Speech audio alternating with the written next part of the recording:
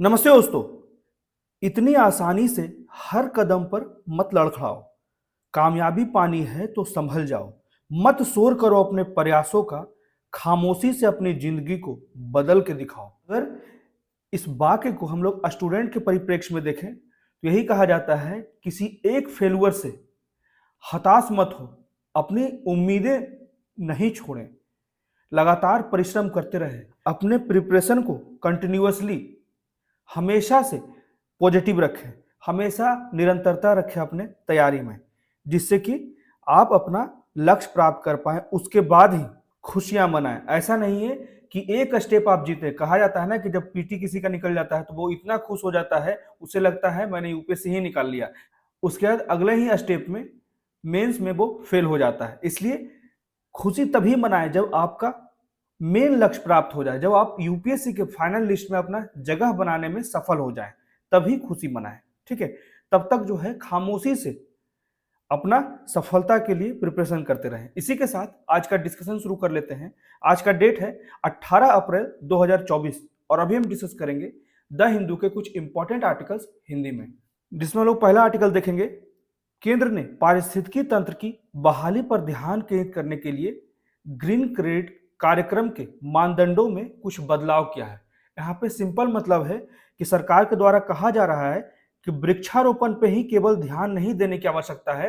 वृक्षारोपण के अलावा पारिस्थितिकी तंत्र पे भी ज्यादा से ज्यादा ध्यान देने की बात की गई है। सिर्फ अव्यवहारिक तरीके से हमें ग्रीन कवर को बनाने की आवश्यकता नहीं। हम लोग जानते हैं कि बहुत तेजी से भारत में अर्बनाइजेशन हो रहा है, उसी के लिए जो है पेड़ बहुत ज्यादा काटे जा रहे हैं। उसके बाद एक स्थान चिन्हित करके वहां पे बहुत बड़ी मात्रा में, बहुत बड़ी संख्या में पेड़ लगा दिए जाते हैं। लेकिन क्या वो पेड़ जो लगाए जाते हैं उस परिस्थिति के लिए अनुकूल है या नहीं, उसकी जांच नहीं की जाती। इसलिए यहाँ पे सरकार के द्वारा जो है ग्रीन क्रेडिट प्रोग्राम के थ्रू ये कहने का प्रयास किया जा रहा है कि सिर्फ और सिर्फ ज्यादा संख्या में पेड़ लगाना ही महत्वपूर्ण नहीं है, खासकर वहां पे जो इकोसिस्टम है उसको भी बैलेंस रखना आवश्यक है।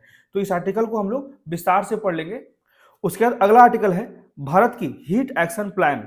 लगातार जो है भारत के एवरेज टेम्परेचर जो है बढ़ता जा रहा है। हम लोग जानते हैं कि वर्षा की लगातार जो है अनियमितता, और फरवरी के मंथ से ही हम लोग देख रहे थे कि चाहे वो नॉर्थ ईस्ट का रीजन हो या वेस्टर्न इंडिया का रीजन हो, वहां पे एवरेज टेम्परेचर में लगभग 3.5 से 5 डिग्री सेल्सियस तक की वहां के टेम्परेचर में वृद्धि हो गई थी। तो इस आर्टिकल में हम लोग मेनली ये पढ़ेंगे कि जो हीट एक्शन प्लान लाया गया है, सिंपली जो है ये एक ऐसा प्लान है भारत सरकार के द्वारा जिससे कि भारत के नागरिकों को जो अव्यवहारिक तरीके से गर्मी पड़ रही है, लगातार जो है टेम्परेचर बढ़ता जा रहा है, उससे हम लोग कैसे बच सके।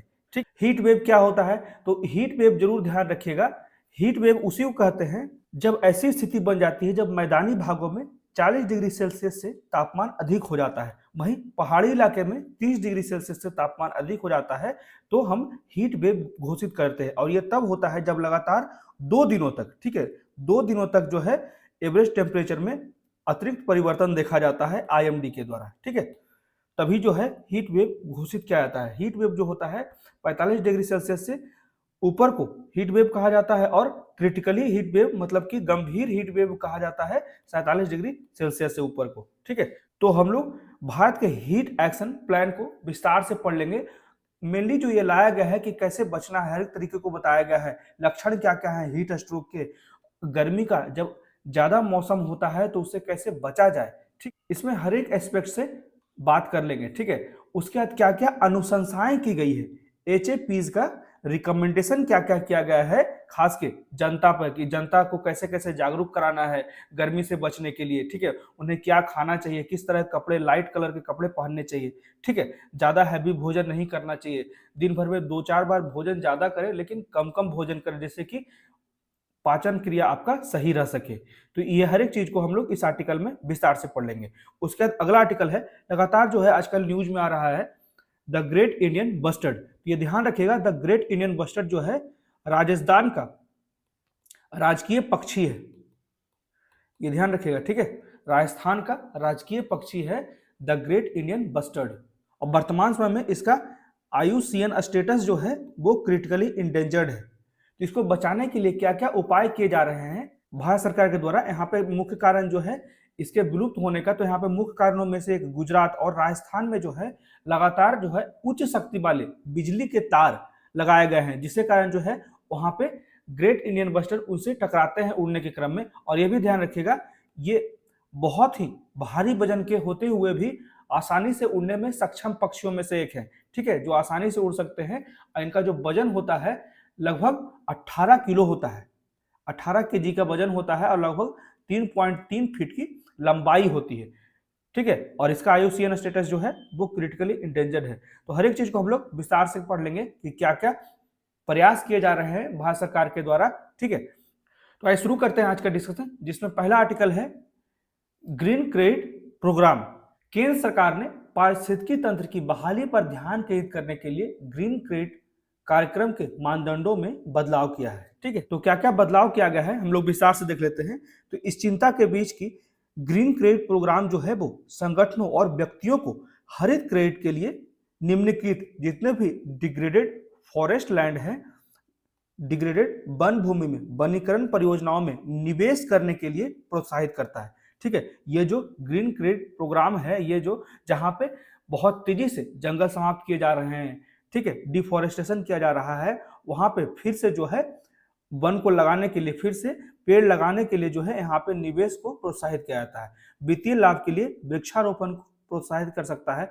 यहाँ पे केंद्रीय पर्यावरण मंत्रालय और समग्र समन्वय कार्यक्रम ने स्पष्ट किया है कि केवल वृक्षारोपण, ये पॉइंट बहुत ही इंपॉर्टेंट है, इसे ध्यान रखिएगा कि केंद्रीय पर्यावरण मंत्रालय ने कहा है कि केवल वृक्षारोपण के स्थान पे हम लोग पारिस्थितिकी तंत्र को बहाल करने पर प्राथमिकता दे सकते हैं, ठीक है। मतलब कि सिर्फ और सिर्फ पेड़ लगाने से हमारी समस्याओं का हल नहीं होगा, हमें वहां के स्थानीय पारिस्थितिकी तंत्र को भी सही तरीके से स्वस्थ रखने की आवश्यकता है।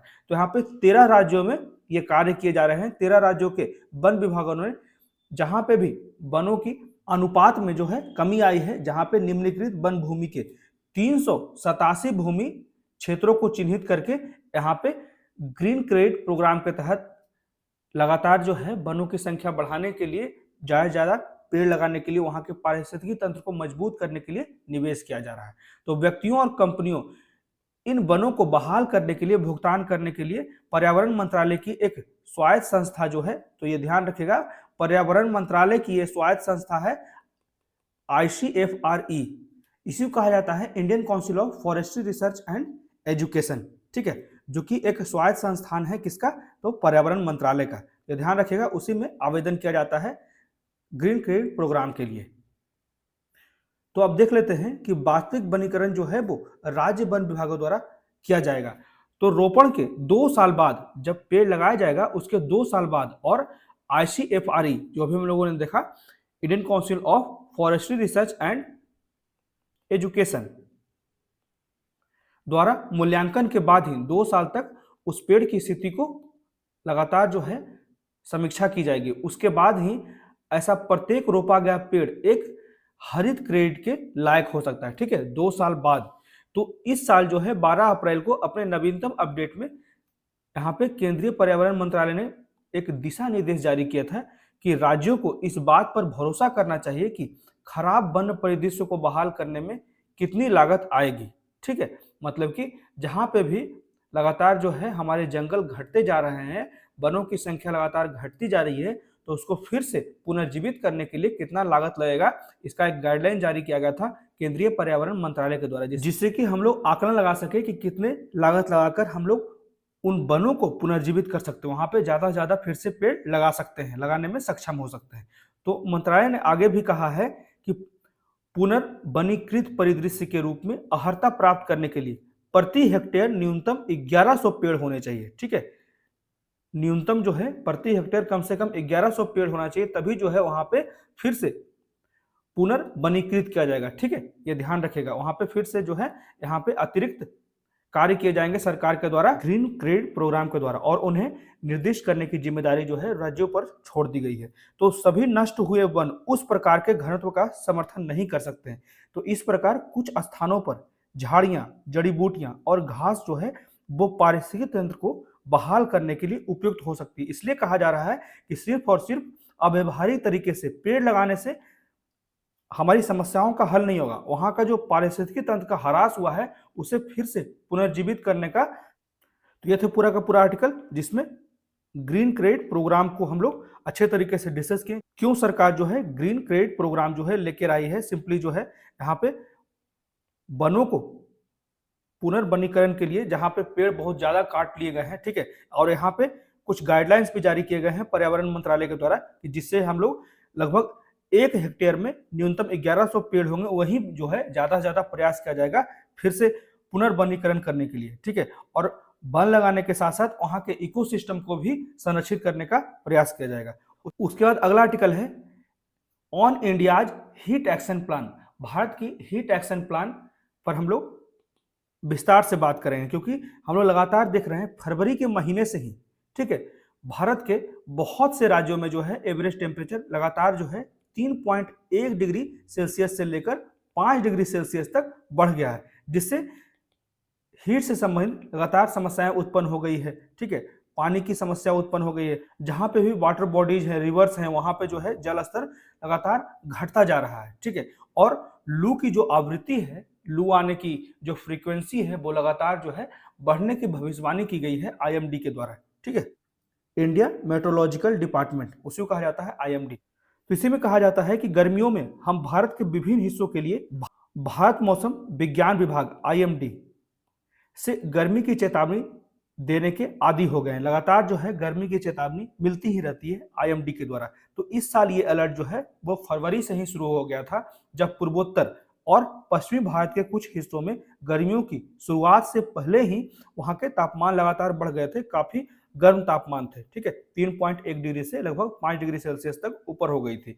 तो आईएमडी ने पूर्वी और दक्षिण भारत में आने वाले दिनों में अधिकतम तापमान, ठीक है, लगातार जो है टेम्परेचर ज्यादा रहेगा, खास के पूर्वी भारत में और दक्षिणी भारत में। वहीं लू की जो फ्रीक्वेंसी होगी, लू की जो आवृत्ति में भी वृद्धि की भविष्यवाणी की गई है, जिससे कि इस खतरे का सामना करने के लिए भारत की तैयारी पर सवाल खड़ा हो रहा है। इसलिए जो है भारत सरकार के द्वारा भी हीट एक्शन प्लान लाया गया है, जिससे कि हम लोग गर्मी के इस कठिन परिस्थिति में अच्छे से निपटने में सफल हो पाए, ठीक। जैसे कि यहाँ पे ध्यान दे सकते हैं हीट एक्शन प्लान के क्या क्या रिकमेंडेशंस हैं, जैसे अर्ली वार्निंग सिस्टम, ठीक है, इंटर एजेंसी इमरजेंसी रिस्पांस, ये सभी चीजों को तैयार किया जा रहा है सरकार के द्वारा। उसके बाद पब्लिक अवेयरनेस, पब्लिक को ज्यादा से ज्यादा अवेयर करने का प्रयास किया जा रहा है कि ज्यादा धूप में ना निकले, ठंडे स्थानों में रहें, ज्यादा से ज्यादा जल का सेवन करें, पानी पिए। उसके बाद जो भी भोजन करें वो ज्यादा हैवी भोजन नहीं करें, कम ही खाना खाएं, लेकिन दिन में 3 बार 4 बार खाएं, जिससे कि आप उसको सही तरीके से पचाने में सक्षम हो पाए, आपका पाचन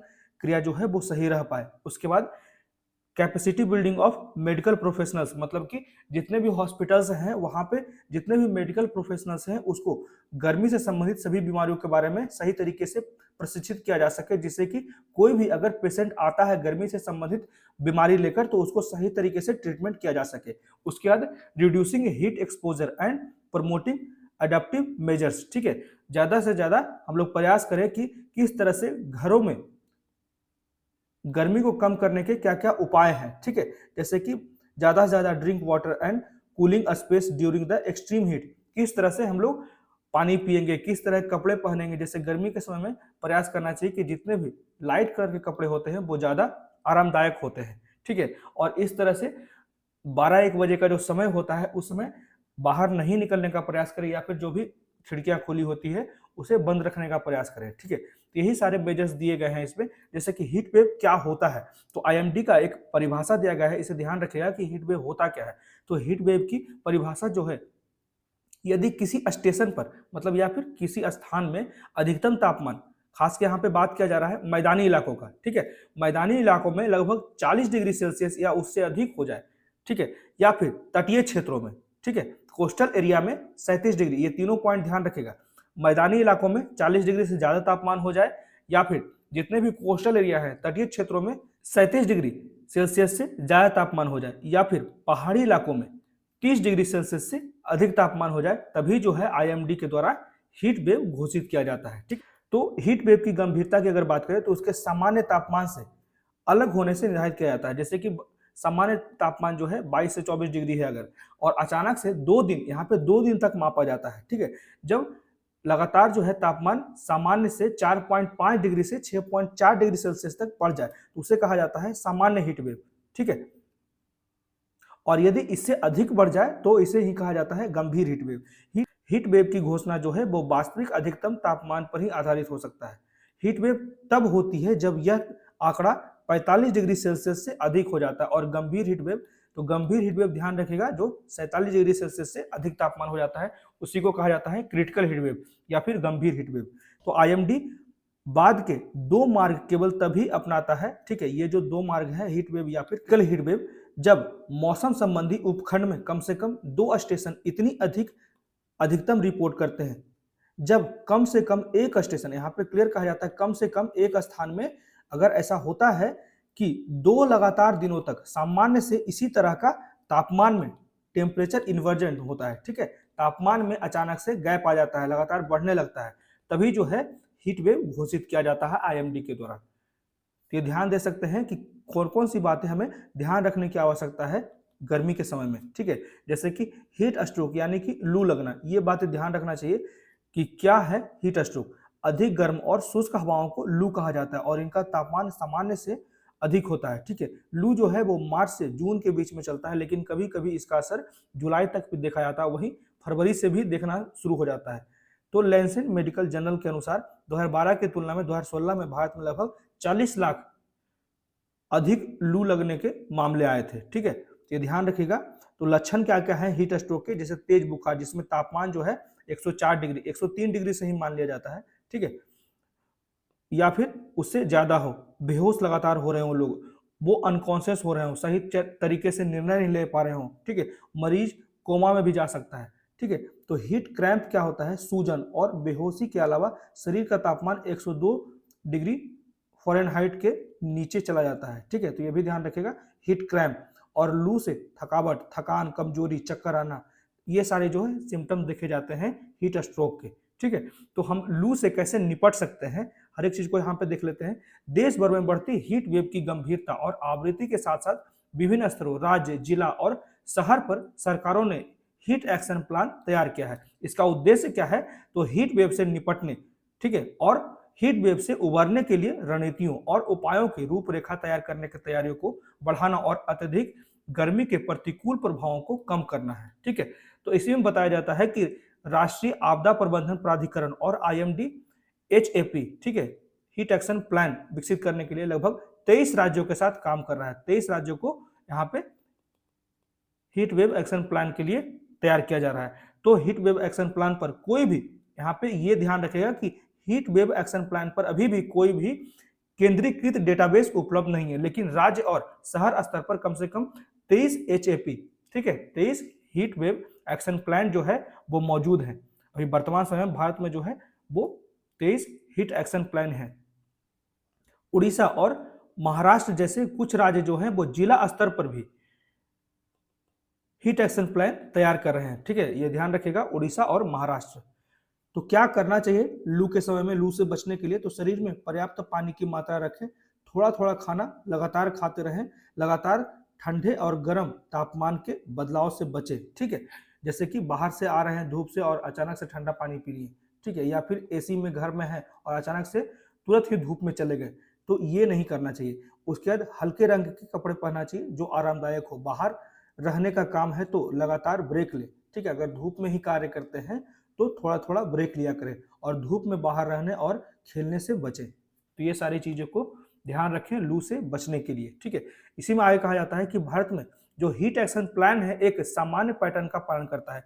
वे क्षेत्रों की गर्मी प्रोफाइल का एक स्नैपशॉट प्रदान करता है जिसमें पिछली हीट वेव घटनाओं की संख्या, गर्मियों में अधिकतम तापमान में वार्षिक रुझान, भूमि की सतह का तापमान, ठीक है, ये सारी चीजें जो है यहाँ पे निर्धारित किया जाता है हीट एक्शन प्लान के लिए, ठीक है। और इसी तरह की जानकारी शामिल होती है, उसी के बाद जो है हीट एक्शन प्लान बनाया जाता है। इन्हीं कितना ज्यादा जो है पिछले साल हीट वेव आए थे, उसके बाद कितना ज्यादा अधिकतम तापमान रहा था, ठीक है, उसके बाद भूमि की सतह का तापमान कितना रहा है, यही सारी जानकारियों के अनुसार जो है हीट एक्शन प्लान बनाया जाता है। इसके बाद एक वैधता मूल्यांकन, ठीक है, कितना ज्यादा वल्नेरेबिलिटी आए थे, ठीक है, इसी की बात की जा रही वैधता, वल्नेरेबिलिटी।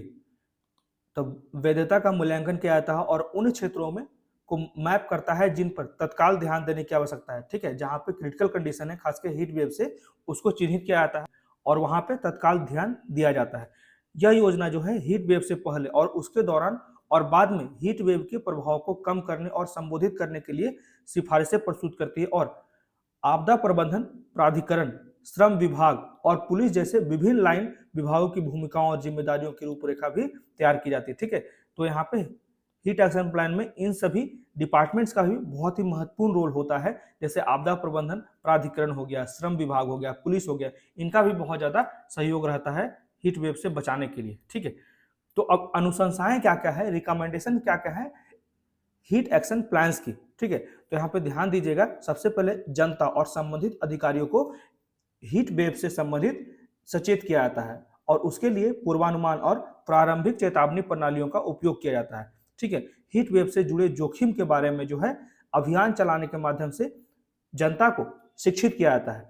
हीट शेल्टर, ठीक है, जगह जगह पे सड़क के किनारे एक शेल्टर बनाए जाते हैं जिससे गर्मी के समय में लोग थोड़ा रेस्ट कर सके दोपहर में। ठीक है, तो हीट शेल्टर्स और कूलिंग सेंटर बनाने और स्वच्छ पेय प्रदान करने जैसे उपायों के संयोजन का सुझाव देते हैं और निर्जलीकरण से बचने के लिए पानी उपलब्ध कराते हैं। ठीक है, खासकर गर्मी में ही सड़क के दोनों किनारों पे ज्यादा से ज्यादा सरकार जो है वो स्वच्छ पेयजल उपलब्ध कराती है। ठीक है, तो हीट एक्शन प्लान जो है वो अस्पतालों को आपूर्ति से सुसज्जित होने और पर्याप्त संख्या में प्रशिक्षित स्वास्थ्य कर्मियों को गर्मी से संबंधित बीमारियों और उससे संबंधित आने वाले रोगियों की बड़ी संख्या को पहचानने और इसका इलाज करने के लिए निर्देश जारी किया जाता है। ये भी ध्यान रखिएगा। ठीक है, उसके बाद हीट एक्शन प्लान के थ्रू दीर्घकालिक उपायों का भी सुझाव देते हैं, जैसे शहरी नियोजन रणनीतियों को अपनाना जो वृक्षारोपण को बढ़ावा देगा। ठीक है, जिससे कि उस शहर में जो है एवरेज टेम्परेचर कम हो सके। उसके बाद शहरी ताप द्वीप प्रभाव को कम करने के लिए गर्मी प्रतिरोधी निर्माण सामग्री का उपयोग करते हैं। सौर अवशोषण को कम करने के लिए ठंडी छत प्रौद्योगिकी, ठीक है, का उपयोग करते हैं जिससे इंडोर घर के अंदर का तापमान कम रह सके। और इसी के अलावा हीट एक्शन प्लान जो है वो सरकारी एजेंसियों, स्वास्थ्य सेवा प्रदाताओं और सामुदायिक संगठनों और आपातकालीन सेवाओं सहित हितधारकों के बीच प्रभावी समन्वय पर जोर देते हैं। ठीक है, तो ये सारी चीजें ध्यान रखिएगा। अब देख लेते हैं कि लगातार जो है हर साल जो है हीट वेव की समस्याएं रहती है, लेकिन हम लोग उसको सही तरीके से उससे निपटने में सफल क्यों नहीं हो पाते हैं। तो समस्या को प्रभावी ढंग से संबोधित करने में हीट एक्शन प्लान को क्या कमजोर बनाती है, क्यों कमजोर हो जाती है हीट एक्शन प्लान, तो हर एक चीज को हम लोग विस्तार से देख लेंगे। जैसे पहला कारण जो है स्थानीय संदर्भ। एक राष्ट्रीय सीमा ही आज लू का निर्धारण करती है। हालांकि हीट वेव को राज्यों, जिलों और शहरों जैसे अलग अलग पैमानों पर निर्धारित करना होगा। ठीक है, क्योंकि हर एक जगह जो है हर एक राज्य का अपना एक एवरेज टेम्परेचर है और बहुत ज्यादा डिफरेंस देखा जाता है। तो कई शहर जो है अत्यधिक तापमान की चपेट में, हालांकि लू की कोई घोषणा नहीं की गई है।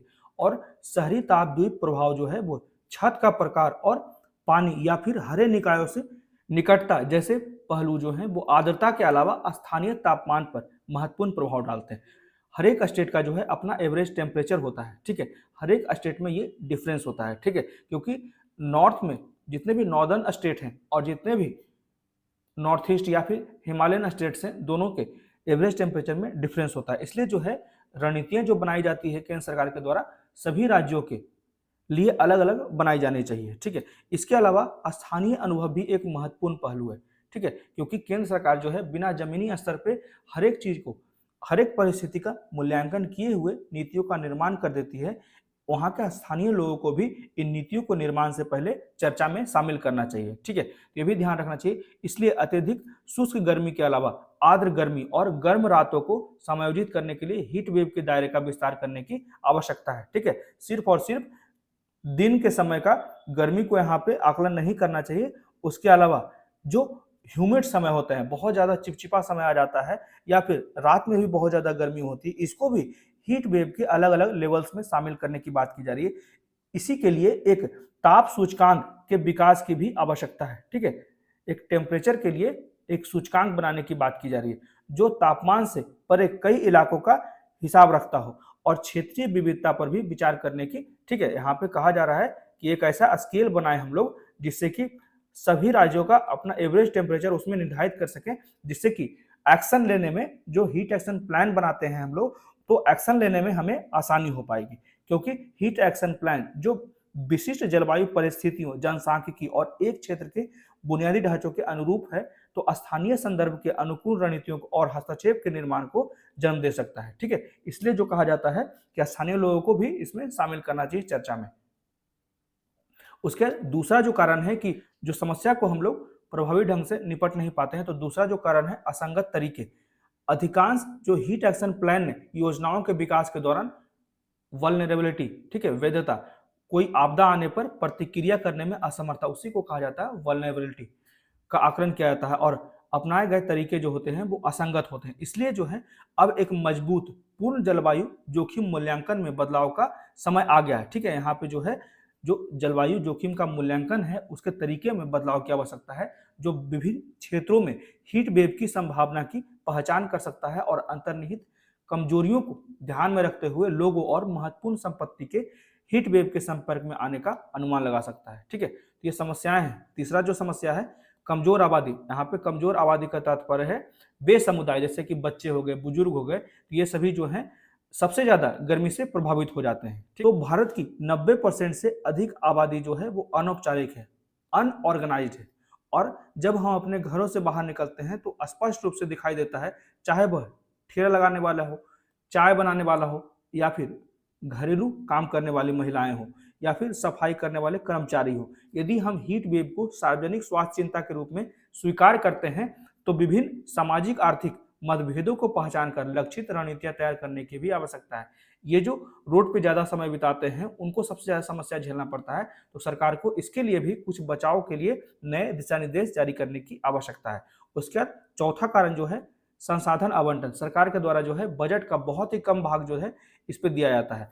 तो हीट एक्शन प्लान का कार्यान्वयन जो है वो स्थानीय सरकारों की प्राथमिकताओं और उपलब्ध क्षमताओं के आधार पर काफी भिन्न हो सकती है। इसलिए हीट एक्शन प्लान के लिए समर्पित जो बजट आवंटित होती है उसकी जो मात्रा है उसको बढ़ाने की आवश्यकता है। इसके अलावा एक वित्तीय तंत्र की सह योजना बनाने के लिए राज्य, नागरिक समाज संगठन और श्रमिक संघों के बीच संवाद करना अत्यंत महत्वपूर्ण है, जो अनौपचारिक श्रमिकों को गर्मी के दौरान घर के अंदर रहने की अनुमति दे सकता है, जबकि उसकी आय में कोई कमी नहीं होगी। ठीक है, यही बात कहा जा रहा है कि जो अनऑर्गेनाइज्ड जो श्रमिक होते हैं उनके लिए भी कुछ आय का लाभ दिया जा सकता है, खासकर जो बहुत ज्यादा गर्मी होती है उस समय। ठीक है,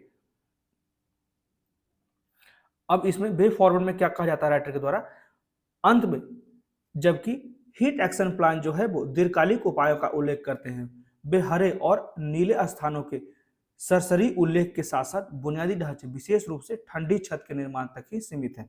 तो हीट एक्शन प्लान के प्रभावी होने के लिए जहां पे भी सबसे ज्यादा गर्मी होती है, चाहे वो राजस्थान का रीजन हो, ठीक है, यूपी, बिहार, ये सारे रीजन में बहुत ज्यादा गर्मी पड़ती है, तो उसी की बात की जा रही है कि जहां पे भी हॉटस्पॉट में अत्यधिक गर्मी से निपटने के लिए प्रकृति आधारित, ठीक है, प्रकृति आधारित समाधानों को शामिल करने पर केंद्रित होना चाहिए। ठीक है, जिससे कि हम लोग प्रकृति को भी सुरक्षित रख पाए, जैसे वृक्षारोपण ज्यादा से ज्यादा करें, ठीक है, और लोगों को जागरूक करें हीट वेव से बचने के लिए, जिससे कि समस्या आने से पहले हम लोग हीट वेव से निपटने में सक्षम हो पाए। ठीक है, तो ये था पूरा का पूरा आर्टिकल जिसमें हम लोगों ने हीट एक्शन प्लान को विस्तार तरीके से पढ़ा। ठीक है, उसके बाद हीट एक्शन प्लान के रिकमेंडेशंस को अच्छे तरीके से पढ़ा, और क्यों समस्याएं रह जा रही है, कमजोरियां रह जा रही है, उसको भी अच्छे तरीके से पढ़ा। अब बढ़ते हैं अगले आर्टिकल की तरफ। ये जो आर्टिकल है पूरा का पूरा जो है ग्रेट इंडियन बस्टर्ड के बारे में है। ठीक है, तो ग्रेट इंडियन बस्टर्ड के बारे में भी हम लोग कुछ चीजें विस्तार से देख लेते हैं, क्योंकि हाल ही में जो है सुप्रीम कोर्ट ने ऊर्जा के नवीकरणीय स्रोतों को बढ़ावा देने के लिए, ठीक है, जितने भी रिन्यूएबल एनर्जी सोर्सेज को बढ़ावा देने के लिए देश की अंतर्राष्ट्रीय प्रतिबद्धताओं के साथ जो लुप्त प्राय ग्रेट इंडियन बस्टर्ड पक्षी आबादी के संरक्षण और सुरक्षा को संतुलित करने के लिए एक विशेषज्ञ टीम का गठन किया गया है। ठीक है, तो ध्यान रखिएगा, ग्रेट इंडियन बस्टर्ड जो है वो मुख्यतः जो है वो राजस्थान और गुजरात में है, और राजस्थान का जो है ये राजकीय पक्षी है। ठीक है, तो ये ध्यान रखिएगा कुछ चीजें, और इसका जो है IUCN स्टेटस जो है मैं बार बार लिख रहा हूँ क्रिटिकली इंडेंजर्ड है। ठीक, इसी को हम लोग विस्तार से देख लेते हैं। अभी हाल ही में जो है सुप्रीम कोर्ट के द्वारा यही कहा गया है कि जो रिन्यूएबल एनर्जी के सोर्सेज को हम लोग बढ़ा रहे हैं, तो जो लुप्त प्राय ग्रेट इंडियन बस्टर्ड पक्षी हैं उसकी आबादी को भी संरक्षण करना चाहिए, उसको भी संतुलित करें। तो बड़े पंखों वाले पक्षी विलुप्त होने के कगार पर हैं, जिसका एक कारण जो है गुजरात और राजस्थान में इसके मुख्य आवास के निकट से गुजर रहे उच्च शक्ति वाले बिजली के तारों से बार बार टकराने के कारण भी इनकी संख्या लगातार घटती जा रही है, और भी बहुत सी समस्याएं हैं। ठीक है, तो इसी को हम लोग विस्तार से पढ़ लेते हैं ग्रेट इंडियन बस्टर्ड के बारे में। तो ग्रेट इंडियन बस्टर्ड जो है उसी को कहा जाता है आर्डियोटिस नाइग्रिसेप्स। ठीक है, तो राजस्थान का जो है ये राजकीय पक्षी है ग्रेट इंडियन बस्टर्ड, और भारत का सबसे गंभीर रूप से लुप्त प्राय पक्षी, क्रिटिकली इंडेंजर्ड। ठीक है, इसे प्रमुख घास भूमि प्रजाति माना जाता है, जो घास भूमि पारिस्थितिकी के स्वास्थ्य का प्रतिनिधित्व करती है। ठीक है, जहां पे जो है ग्रास लैंड के हेल्थ का सूचक है, ये ध्यान रखिएगा, इंडिकेट करता है जहां पे भी अगर ग्रेट इंडियन बस्टर्ड है मतलब कि वहां पे जो है इन्वायरमेंट सुरक्षित है, वहां पे जो ग्रास लैंड है वो सुरक्षित है। तो इनकी जनसंख्या अधिकतर जो है राजस्थान और गुजरात तक ही सीमित है, और बहुत कम संख्या में ये जो है महाराष्ट्र, कर्नाटक और आंध्र प्रदेश में भी पाए जाते हैं। तो वल्नरेबिलिटी क्या होती है, तो बिजली पारेषण लाइनों के साथ टकराव, विद्युत के झटके, उसके बाद शिकार, इनके कारण जो है बहुत ज्यादा संख्या घट रही है जीआईबी का। ठीक है, ग्रेट इंडियन बस्टर्ड का पाकिस्तान में अभी भी जो है शिकार प्रचलित है। उसके बाद व्यापक कृषि विस्तार के परिणाम स्वरूप जो ग्रेट इंडियन बस्टर्ड है उनका निवास स्थान की हानि, लगातार जो है उनका जो आवास है, प्राकृतिक आवास, वो सीमित होता जा रहा है, सिकुड़ता जा रहा है। ठीक है, इसी कारण जो है पक्षी लगातार खतरे में है। तो ग्रेट इंडियन बस्टर्ड धीमी गति से प्रजनन करते हैं। ठीक है, ये जो है ग्रेट इंडियन बस्टर्ड जो है वो धीमी गति से प्रजनन करने वाली प्रजाति है। वे कुछ अंडे देते हैं और लगभग 1 वर्ष तक उसे सेते हैं। ठीक है, 1 वर्ष तक माता पिता द्वारा चूजों की देखभाल की जाती है। तो ग्रेट इंडियन बस्टर्ड लगभग 3 से 4 वर्षों में बड़े हो जाते हैं, परिपक्व हो जाते हैं, मैच्योर हो जाते हैं। ठीक है, तो कुछ बातें जान लेते हैं ग्रेट इंडियन बस्टर्ड के बारे में। ठीक है, कहाँ कहाँ पाया जाता है, तो गुजरात हो गया, राजस्थान हो गया, उसके बाद कुछ महाराष्ट्र में पाए जाते हैं, कुछ कर्नाटका में और कुछ आंध्र प्रदेश में। ठीक है, तो ये ध्यान रखिएगा, इसकी जो वेट होती है 18 केजी की होती है और हाइट 3.3 फीट लंबा होता है। ठीक है, ध्यान रखिएगा ये कहाँ कहाँ पाया जाता है, हर एक चीज इसमें दिया गया है।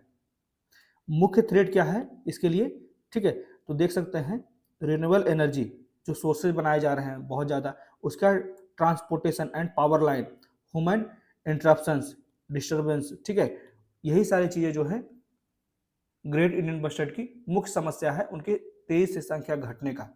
तो सुरक्षा की स्थिति के लिए तो IUCN जो है गंभीर रूप से लुप्तप्राय है। ठीक है, और वन्य जीवों और वनस्पति की लुप्तप्राय प्रजातियों में अंतर्राष्ट्रीय व्यापार पर कन्वेंशन साइटस, ठीक है, उसके किस सूची में आता है, तो शेड्यूल 1 में आता है। ये भी सवाल आते हैं यूपीएससी में। ठीक है, कि साइटस स्टेटस क्या है, तो प्रवासी प्रजातियों पर कन्वेंशन, ये जो है ये भी शेड्यूल 1 में है। ठीक है, उसके बाद वन्य जीव संरक्षण अधिनियम के ये भी शेड्यूल 1 में है। ठीक है, उसके बाद ग्रेट इंडियन बस्टर्ड के संरक्षण के लिए क्या क्या कदम उठाए जा रहे हैं, जैसे कि ये कदम कौन कौन से उठाए जा रहे हैं, जैसे प्रजाति पुनर्प्राप्ति कार्यक्रम, इसे पर्यावरण, वन और जलवायु परिवर्तन मंत्रालय के वन्य जीव आवासों के एकीकृत विकास के तहत प्रजाति पुनर्जीवित कार्यक्रम के तहत रखा गया है। ठीक है, तो इसे ध्यान रखिएगा। और कुछ चीजें जैसे कि जुगनू पक्षी डाइवर्ट, अब जो है पेड़ में इस तरह के डाइवर्जेंस लगाए गए हैं जिससे कि अचानक से पक्षी इस तरह के वायर में फंस के उसकी जान चली जाती थी, तो इससे बचने के लिए यहाँ पे जुगनू पक्षी डाइवर्टर लगाया गया है, जिससे कि दूर से ही लगभग 50 मीटर से ही इन पक्षियों को ये वायर दिख जाए, जिससे ये अपनी जान बचा सके और अपना रास्ता बदल दे। उसके बाद कृत्रिम हैचिंग संरक्षण प्रजनन कार्यक्रम 2019 में, जिसके कारण जो है 2019 से ही जंगल से डायरेक्ट जो है ग्रेट इंडियन बस्टर्ड का अंडा एकत्र कर दिया जाता है और उन्हें कृत्रिम रूप से सेया जाता है। ठीक है, जब तक वो बड़े नहीं हो जाते। और 21 जून 2019 को पहला चूजा निकला, ठीक है, जो कि कृत्रिम हैचिंग था और उनका नाम जो है यूनो रखा गया। उस वर्ष 8 और चूजे पैदा हुए और उनका पालन पोषण किया गया ताकि और उसकी निगरानी भी रखी गई जिससे कि इनकी संख्या बढ़ाई जा सके। तो राजस्थान के 2 प्रजनन केंद्रों में कुल 29 ग्रेट इंडियन बस्टर्ड रखे गए हैं, ये भी ध्यान रखिएगा। तो राष्ट्रीय बस्टर्ड पुनर्प्राप्तियां, ठीक है, उनकी संख्या को फिर से बढ़ाने के लिए कौन कौन सी योजनाएं चलाई जा रही है, जैसे संरक्षण प्रजनन सुविधाएं, जैसे कि MOEF एंड CC मतलब कि ministry of environment, forest and climate change के द्वारा जो है राजस्थान सरकार और भारतीय वन्यजीव संरक्षण ने जून 2019 में, ये तीनों याद रखेगा, ठीक है, ministry of environment, forest and climate change, उसके बाद राजस्थान सरकार, उसके बाद भारतीय वन्यजीव संरक्षण, ये तीनों के द्वारा जो है जून 2019 में जैसलमेर के डेजर्ट नेशनल पार्क में, ठीक है, डेजर्ट नेशनल पार्क, ध्यान रखिएगा, एक संरक्षण प्रजनन सुविधा भी स्थापित कर दी गई है। उसके बाद प्रोजेक्ट ग्रेट इंडियन बस्टर्ड क्या होता है, तो इसे राजस्थान सरकार के द्वारा प्रजातियों के लिए प्रजनन बाड़ों के निर्माण और इसके आवासों पर मानव दबाव को कम करने के लिए, मानव का इंटरवेंशन कम करने के लिए जो है बुनियादी ढांचे के विकास शुरू किए गए हैं, ठीक है। अब देख लेते हैं कुछ महत्वपूर्ण क्वेश्चन जो कि करंट अफेयर से रिलेटेड है। क्वेश्चन है, निम्नलिखित में से जानवरों का कौन सा समूह जो है लुप्तप्राय प्रजातियों की श्रेणी में आता है, ठीक है, एंडेंजर्ड। तो यहाँ पे सही उत्तर जो हो जाएगा ऑप्शन ए हो जाएगा, ग्रेट इंडियन बस्टर्ड, कस्तूरी मृग, लाल पांडा और एशियाई जंगली गधा, ठीक है। उसके बाद अगला क्वेश्चन है, भारत के, अभी हम लोगों ने देखा है डेजर्ट नेशनल पार्क, जहां पे ग्रेट इंडियन बस्टर्ड के लिए सहयोग के कुछ संस्थान बनाए जा रहे हैं, ठीक है। तो भारत के डेजर्ट नेशनल पार्क के संदर्भ में निम्नलिखित में से कौन से कथन सही है। यह 2 जिलों में फैला हुआ है। दूसरा जो है, पार्क के अंदर कोई मानव निवास नहीं है। तीसरा जो है, यह ग्रेट इंडियन बस्टर्ड के प्राकृतिक आवासों में से एक है। तीसरा तो सही है, ठीक है, यहाँ पे तीसरा सही है और पहला सही है, इसलिए जो है सही उत्तर ऑप्शन सी हो जाएगा। तो एक चीज ध्यान रखिएगा, यहाँ पे मानव का निवास नहीं है अनुमति, लेकिन बहुत सारे जो ग्रामीण हैं वो मरुस्थलीय भूमि राष्ट्रीय उद्यान के अंदर रहते हैं और सड़क, बिजली और जल जैसी बुनियादी सुविधा तक उनकी पहुंच नहीं थी। इसलिए जो है 2017 में सुप्रीम कोर्ट ने सरकार को आदेश दिया कि उन्हें ऐसी सुविधाएं प्रदान की जाए, इसलिए जो है वहां निवास होता है, कुछ लोग निवास करते हैं, इसलिए दूसरा कथन गलत है, ठीक है, तो ये ध्यान रखिएगा। उसके बाद अगला क्वेश्चन है, गर्मी की लहरों के संदर्भ में, हीट वेव के संदर्भ में निम्नलिखित कथनों पर विचार करें। तो पहला स्टेटमेंट है, आर्द्रता में वृद्धि से गर्मी की लहर का प्रभाव खराब हो जाएगा। और दूसरा स्टेटमेंट है, भारत आपदा प्रबंधन अधिनियम के तहत गर्मी को आपदा के रूप में मान्यता नहीं देता है। तो कितने कथन जो है वो सही हो जाएंगे, तो यहाँ पे दोनों के दोनों कथन जो है वो सही हो जाएंगे, ठीक है। मतलब कि वातावरण में नमी की उपस्थिति जो है वो पसीने की प्रक्रिया के माध्यम से शरीर के बाष्पीकरण, शीतलन के थर्मोरेगुलेटरी तंत्र को रोकती है, जिससे गर्मी का तनाव हो सकता है और इस प्रकार गर्मी की लहर का प्रभाव बढ़ जाता है। भारत सरकार गर्मी की लहरों को मानव जीवन के लिए संभावित खतरे के रूप में नहीं पहचानती है। राष्ट्रीय आपदा प्रबंधन अधिनियम और आपदा प्रबंधन पर राष्ट्रीय नीति में प्राकृतिक आपदाओं की सूची में गर्मी की लहर से होने वाली मौत को शामिल नहीं किया गया, इसलिए समस्या के समाधान के लिए कोई भी बजटीय आवंटन नहीं होता है, ध्यान रखिएगा, ठीक है। इसलिए दोनों कथन जो है वो सही है। उसके बाद अगला क्वेश्चन है, निम्नलिखित में से कौन सा कथन जो है, ये ध्यान रखिएगा, कार्बन रेखा, कार्बन लाइन का सबसे अच्छा विवरण है। ये जो है ऑप्शन बी हो जाएगा सही। यह उस बिंदु को चिन्हित किया जाता है जहां पृथ्वी का वायुमंडल समाप्त हो जाता है और बाहरी अंतरिक्ष शुरू हो जाता है। इसको फिगर में भी देख सकते हैं, ठीक है। ये जो है कार्बन लाइन है, ठीक है, जो कि जहां पे पृथ्वी का वायुमंडल यहाँ पे समाप्त हो जाता है, उसके बाद अंतरिक्ष का सीमा शुरू हो जाता है। तो कार्बन लाइन बहुत ज्यादा ध्यान रखिएगा, थर्मोस्फीयर और मेसोस्फीयर के बीच में है, ठीक है, ये ध्यान रखिएगा। तो ये थे आज के द हिंदू के कुछ इंपॉर्टेंट आर्टिकल्स और कुछ महत्वपूर्ण क्वेश्चन जो कि करंट अफेयर से रिलेटेड थे। तो कैसा लगा आज का डिस्कशन, प्लीज मुझे कमेंट करके बताएं और मेरे वीडियो को